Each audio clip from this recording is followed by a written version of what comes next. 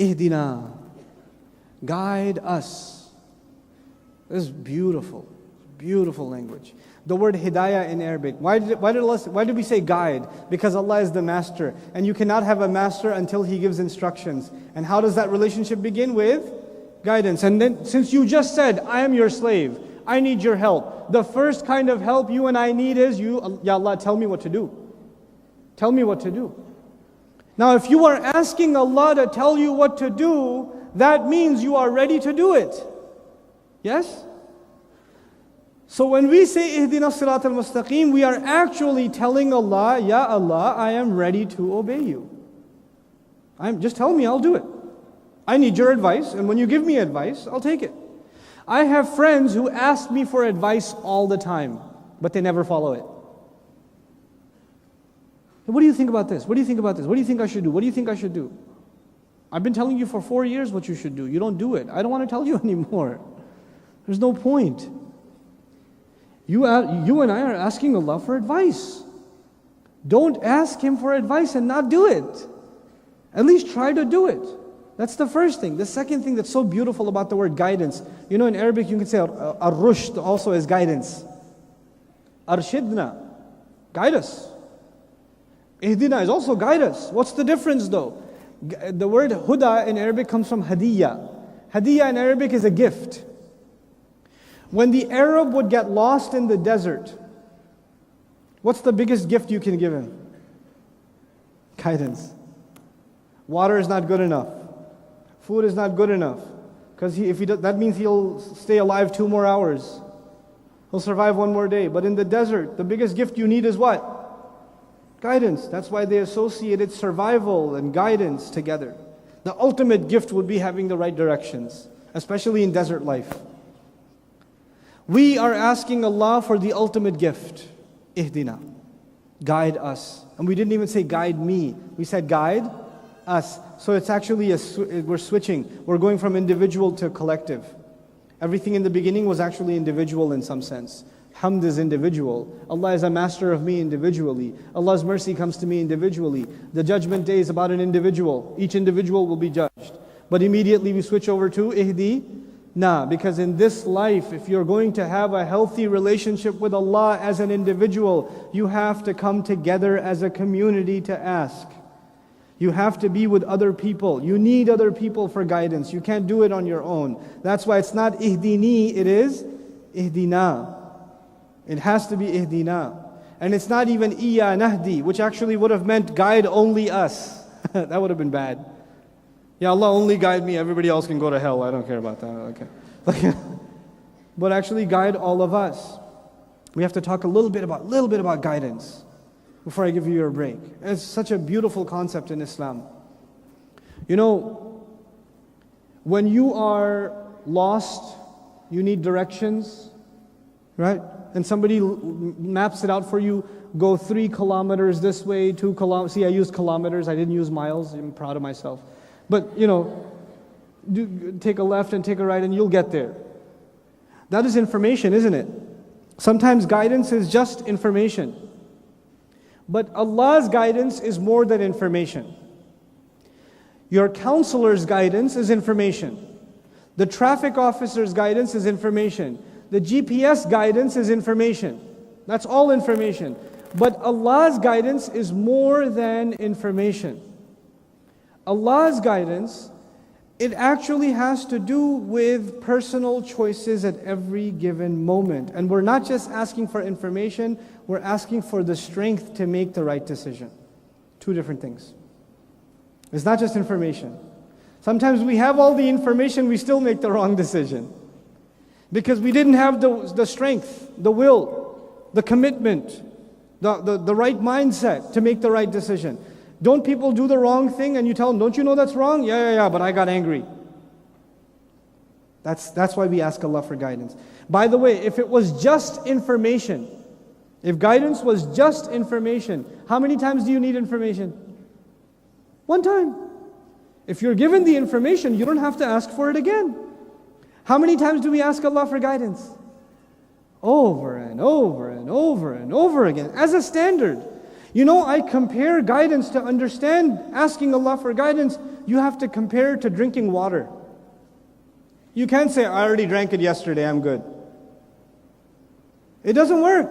If you want to survive, you have to get it again and again and again. And that is why every few hours, it is as though Allah is telling us, just like your body, every few hours it needs water.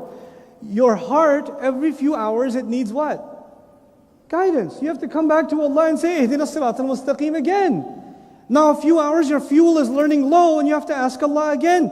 If it was just about information, it wouldn't be repeated this way. And we're also learning something else. It is not something you get to keep, just like water in your body.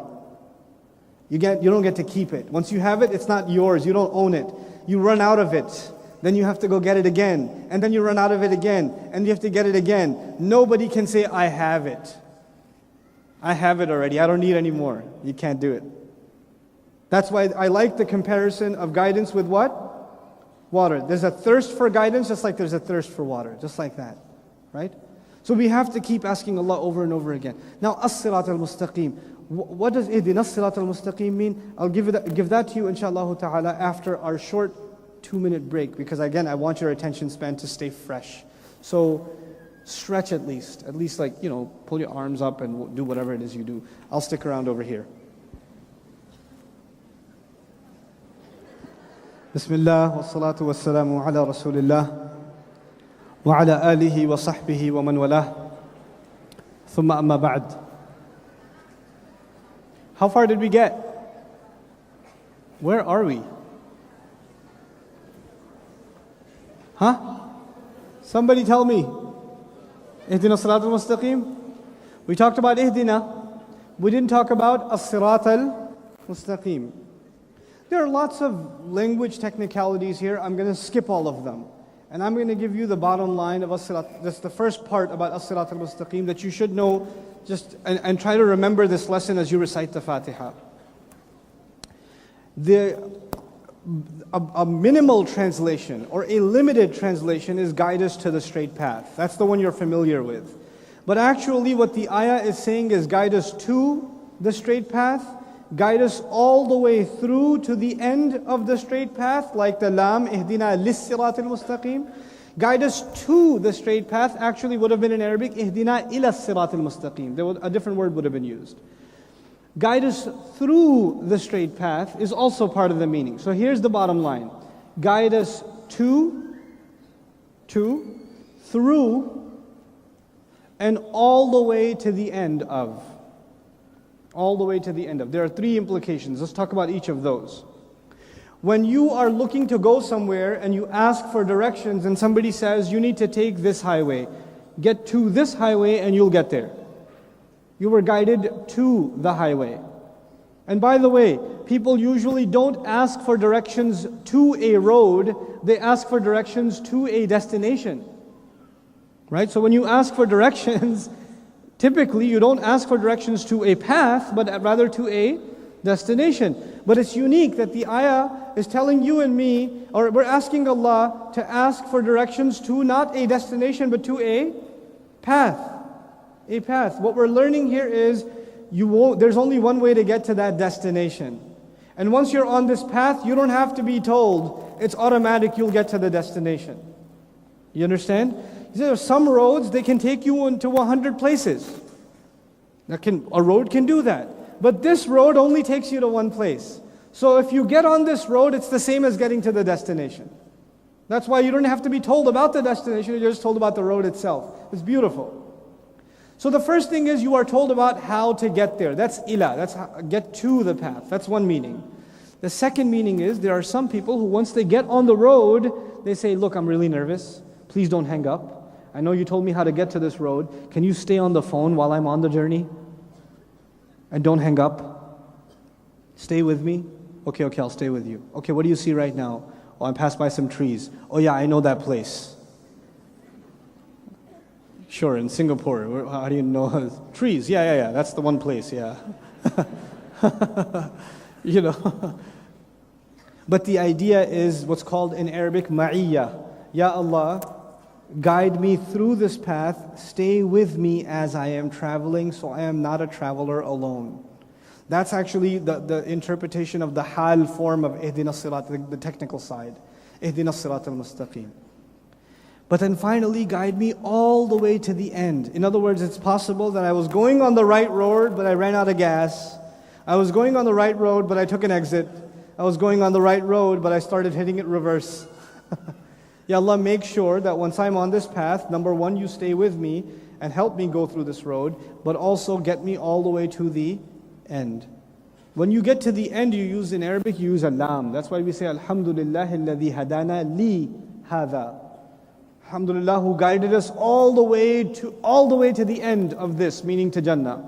وَمَا كُنَّا لِنَهْتَدِيَ لَوْلَا أَنْ هَدَانَ اللَّهِ. Very famous ayah of Quran. We couldn't have guided ourselves had it not been that Allah guided us.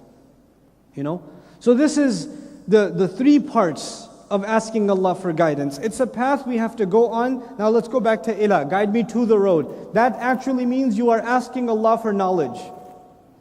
You are asking for information. Information is part of guidance. You need the information. You need to know what Allah wants. You need to know what makes Allah happy. You need to know the advice you need to have for raising a child and being a good husband and being a good father and being a good mother and being a good wife and being a good son and daughter, being a good neighbor. You need to know how to do that. You need that guidance and that information. That's ila.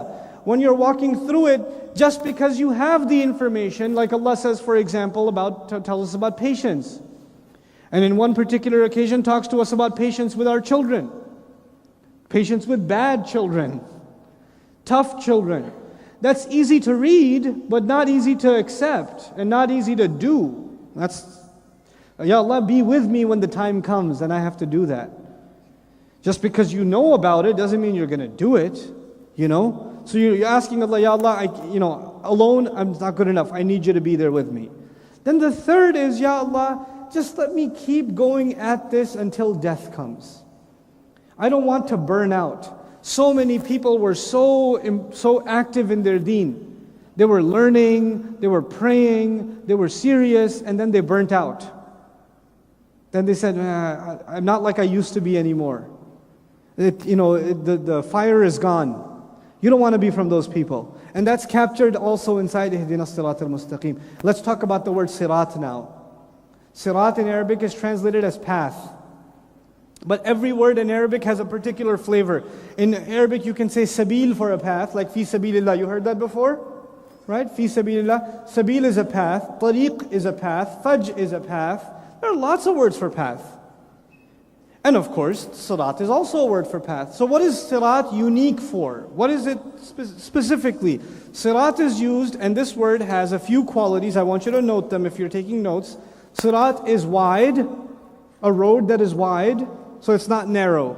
Now when a road is wide, one person can travel or multiple people can travel?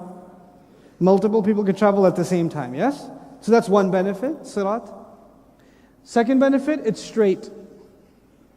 There's no turns, it's only straight. Sirat itself means straight. Sirat comes from the Arabic word surat, which is a straight sword.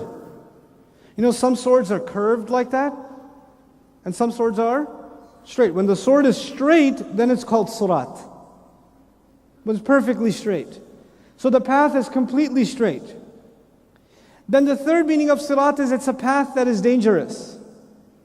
Long implying it's dangerous, because when you're on a long journey, you can, run out of supplies, run out of help, nobody for miles, things like that, right? So it's wide, dangerous, long, and straight.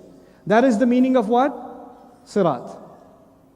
But if that's the meaning of sirat, then what's the purpose of adding al-mustaqim? Because al-mustaqim in Arabic actually means straight. Wait a second, if it means straight, what was already covered? Sirat already means straight. Why add al-mustaqim? Yeah, al-mustaqim means straight up. Al-mustaqim actually comes from istiqama, which is to stand up. Wazinu bil-qistas al-mustaqim, with a straight balance. From qiyam or qa'im, the one who's standing is a qa'im. In other words, the path is not going this way or this way or this way, it is going up. Whoever travels this path is rising to Allah. Is rising. And as they are rising, they are leaving the love of this world behind. They're still living in this world.